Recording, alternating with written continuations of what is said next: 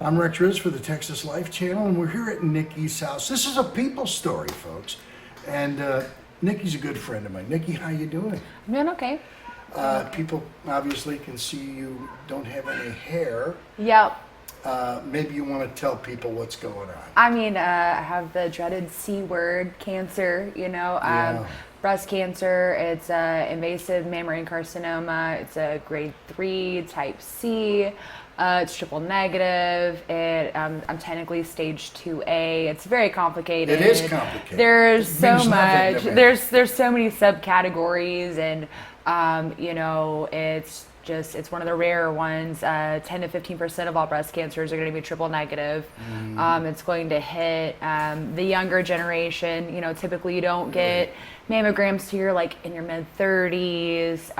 So it's just kind of a fluke thing. It was just a thing that happened. What's the deal on controlling it? We just do because of triple negative, because there's no hormonal reasons that it happened. As women get older, your hormones change. Yeah. You might develop cancer, and there'll be there's 3 different hormones. There's a HR2, several different things. So it means that it's not hormone based. It's it's just its own thing. So with it being like that, we can't do hormone therapies. There's not a whole lot of data. There is data, but there's not as much as we know about just regular breast cancers. Now, you used to be a dealer at the casino. I did. And I remember that. And you obviously don't do that anymore. Are you working at all? I'm not. With COVID going on, I'm what's called immunosuppressed. Okay. It means that I can catch anything, and it can be very detrimental to my health. I don't have the antibodies, the different things that normal people have to fight those infections. I mean, even a mold issue could be a big deal. So in the morning you get up and what's your routine? I get up. I'm at the point where I'm doing chemo once a week at first. Okay. You do it once every 3 weeks. For my regimen, it was A/C, C, and then Taxol. I'm on Taxol now. I'm on the downhill slope. Yeah. So I do those on Thursdays. My worst day is Sunday. So typical Monday, I'm not feeling that great, but I have a 2-year-old daughter. She's about to be 2 at the end of the month. So you put on your big girl panties and you just do what you got to do. I'm so impressed by your strength, your character, and dealing with this. And of course, when I heard about it, I couldn't believe it. I said, "Oh my God, it's a strange thing that someone that contracts that." And I'm just glad to see that you're still enjoying yourself. Yeah, I definitely think that my religious system, I believe in God. I believe that my life was already predetermined, that everything happens for a reason. And you always, whenever there's a loved one that's hurting or someone that's sick, you pray, or I pray. I don't know if anyone does this, but I do.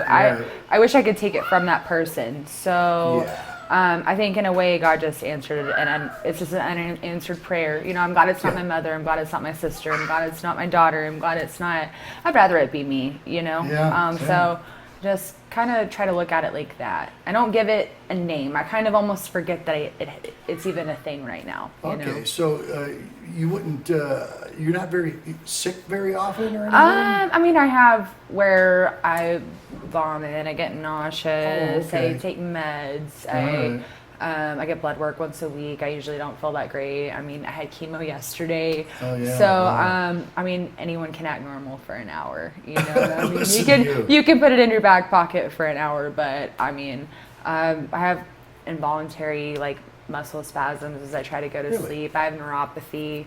I can be holding something and randomly just drop it, which is crazy because I was a blackjack dealer. I used my hands so much. I've bartended. I mean, I can grab 3 bottles and pour a Vegas bomb in 5 seconds. At least I could. Now it's just writing something down can be challenging. I get frustrated about my handwriting not being the same, or I was such a great speller. I could spell any word. Really? And now I write something down and I look at it and it doesn't look like the same word. There's a lot of, there's what's called chemo fog. And so you kind of just forget a lot of stuff.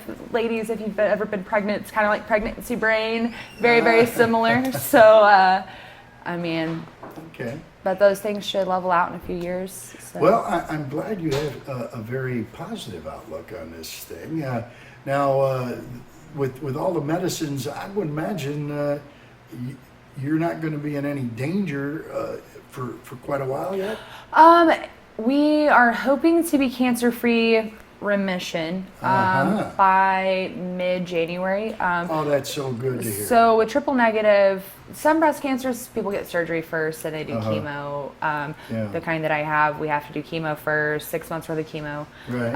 And then we do the surgery. And then if there's no more cancer left, I'm deemed in remission.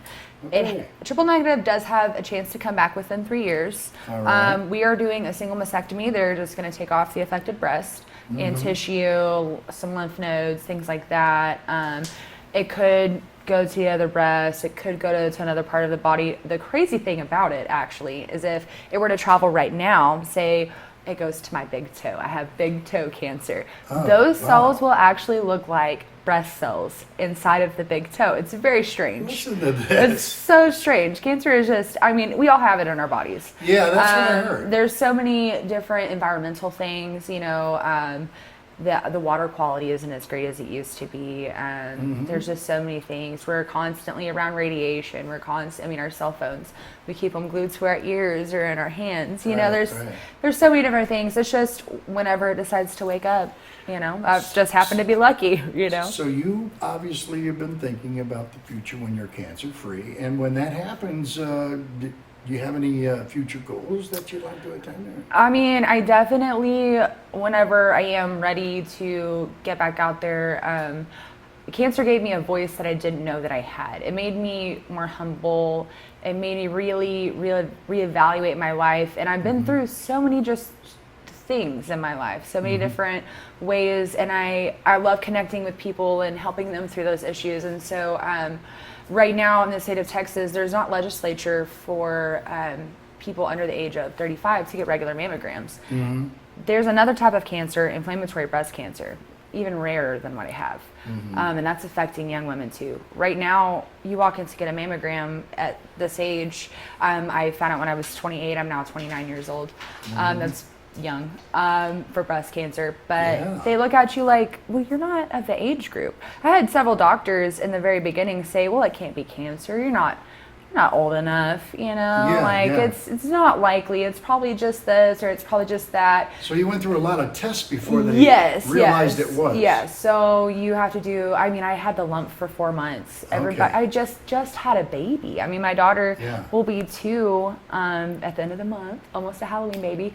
But you know, you have milk ducts in there, and you know, at the time when I found out, she was only like a year and 3 months old. Yeah. You know, and I had the lump 4 months before that, so let's think she's about 8 months old. How likely is that to have? You know, you have other changes going on. You know, and then you have this new baby that you're not getting any sleep, and those things just kind of just go away. And COVID happened in March, and it was just. Everything's just been so different, you know.